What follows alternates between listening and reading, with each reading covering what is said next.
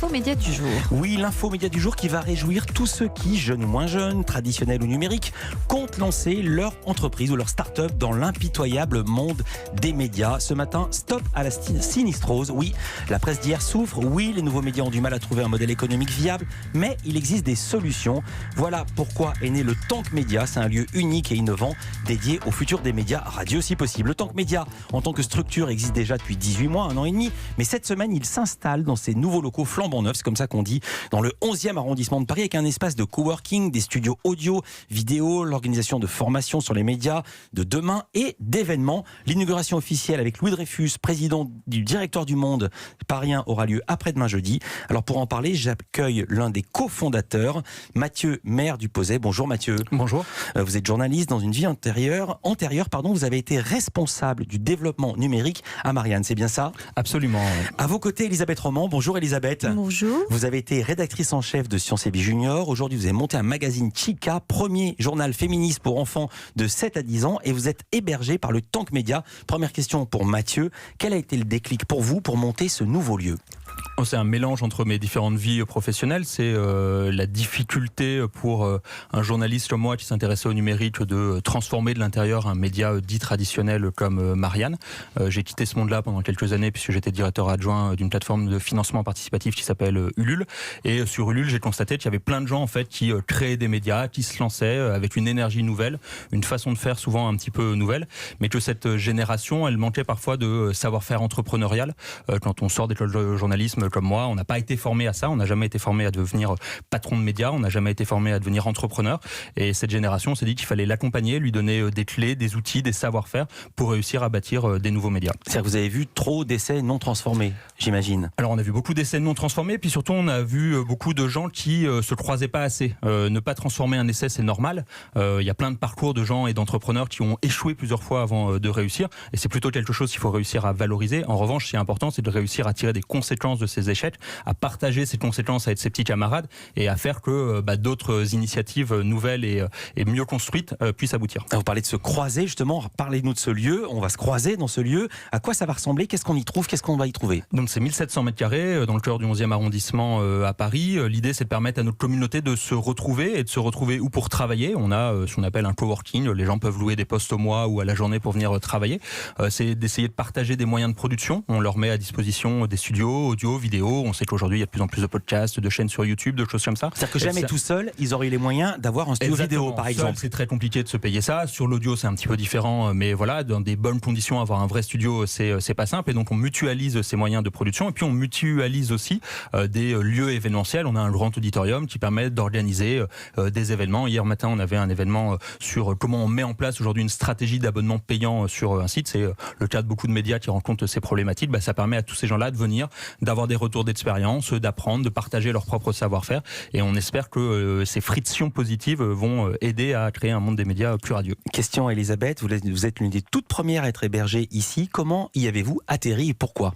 Alors moi j'y ai atterri parce que j'ai été incubée par le Tank Média l'année dernière, et je recherchais un lieu, et évidemment je ne pouvais aller que là-bas puisque c'est le lieu idéal pour un média qui se lance en fait. Alors je vais raconter votre histoire. Vous avez passé 25 ans dans la presse pour enfants, rédac chef pendant 10 ans de Sciences et Vie Découverte, c'est pour les 7-10 ans. Vous avez quitté le groupe Mondadori il y a 3 ans pour monter votre boîte. Vous avez lancé Chica, le premier journal féministe pour les 7-10 ans. Il est vendu sur Internet, il est en librairie aussi, Chica? Dans quelques librairies pour l'instant, puis dans beaucoup plus en 2020. Oui. Vous avez fait une campagne de crowdfunding, je me souviens, on en avait parlé ici sur Europe. Combien avez-vous récolté? 65 000 €, c'est une belle somme. C'est ce que vous souhaitiez?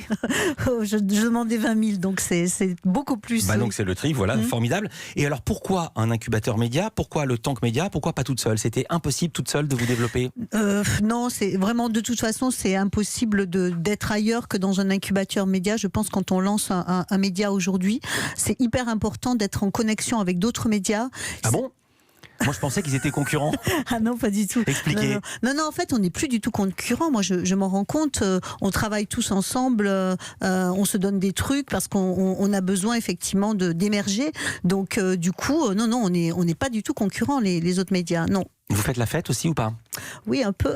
Je demande ça parce qu'il y a quelque chose que j'ai pas dit encore, c'est que pour être totalement dans l'esprit start-up, il y a un rooftop. Vous pouvez me le traduire en français? On a un joli toit terrasse qui peut permettre de faire des beaux directs avec une vue sur tout Paris, la Tour Eiffel, le Sacré-Cœur, etc. Ah, moi je pensais que c'était pour faire des apéros. Je me dis, mince, c'est l'hiver qui arrive. Aussi pour faire des apéros, mais il paraît que les journalistes ont un tropisme apéro assez fort. Il paraît pas.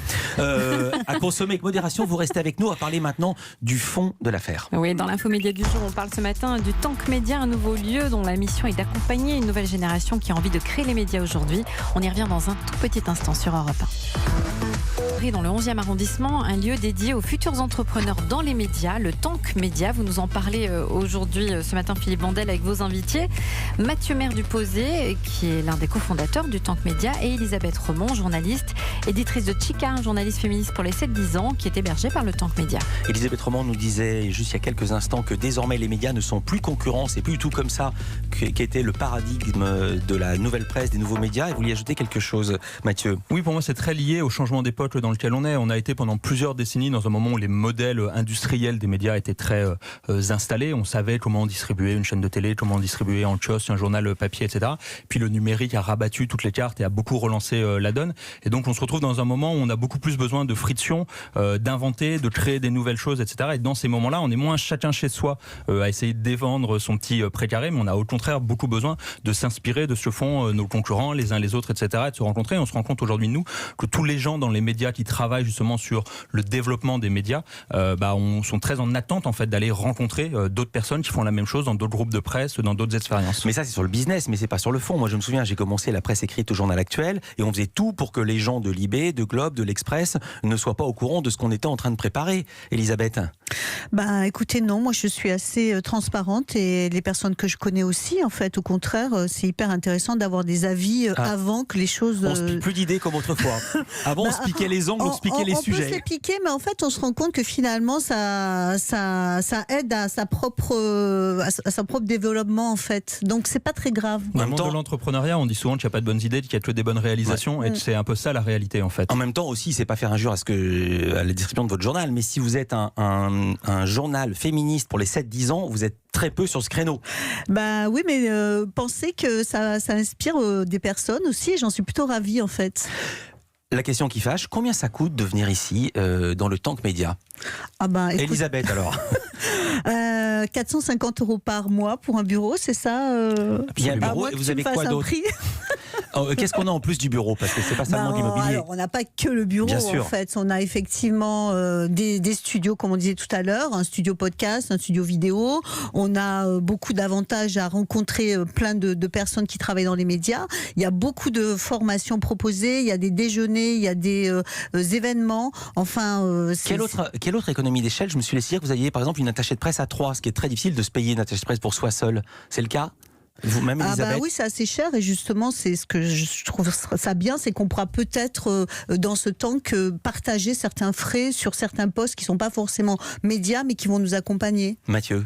Oui, l'idée, c'est effectivement de partager et des moyens de production et des savoir-faire et éventuellement certains postes entre des jeunes médias qui ont parfois du mal à gérer tout ce qui est le côté plus administratif, on va dire, d'un média. Pour tous les gens qui nous écoutent et qui se disent tiens, j'ai envie de me lancer et pourquoi n'irais-je pas m'installer là-bas au Tank Média, est-ce que vous l'avez fait un prix 450 € par mois? C'est le prix normal ou c'est parce qu'elle a été pionnière et que ceux qui vont arriver ça va être plus cher? Dites les choses franchement. Non, c'est pas la peine qu'ils vous appellent pour qu'ils soient déçus. C'est le prix du marché. L'immobilier à Paris est un tout petit peu cher, donc c'est le prix qui nous permet d'être à peu près rentable. Combien d'entreprises hébergées chez vous? Est-ce qu'il vous reste de la place? Est-ce que vous accueillez encore des nouveaux candidats? Alors on accueille évidemment des nouveaux candidats dans le lieu. On a nous posé nos valises et mis les derniers coups de peinture il y a à peine 15 jours. Donc les premiers résidents sont arrivés comme Elisabeth mercredi dernier, donc ça fait à peine une semaine.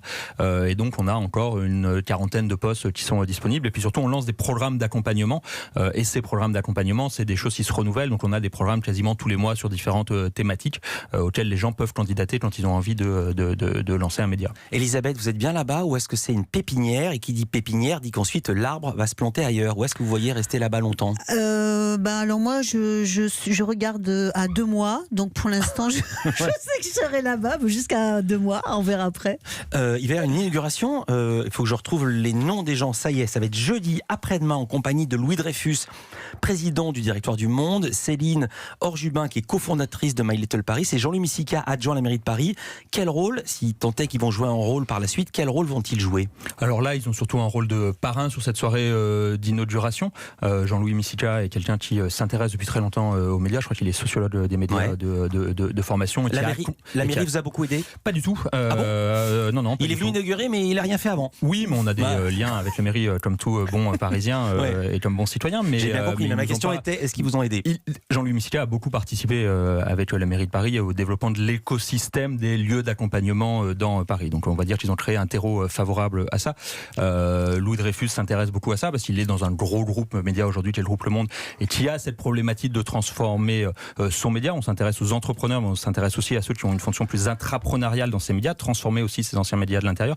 Et Céline, c'est un beau parcours. My Little Paris, c'est quand même 3 copines qui lancent une newsletter à la base et aujourd'hui c'est un des plus jolis groupes médias naissants existants sur la place. Vous avez regardé la météo d'après-demain? Alors on n'est pas certain de pouvoir complètement utiliser le rooftop. Je crois que c'est pas la meilleure période. C'était ma question. Merci Elisabeth Roman, hébergée par Le Tank en tant qu'éditrice de Chica. Merci. Et Le Tank, un des cofondateurs, Le Tank Média, c'est Mathieu, maire du Pozay. Merci à tous les deux d'avoir été avec nous ici en direct sur Europe 1. Merci à vous. Merci. Culture Média continue, on va parler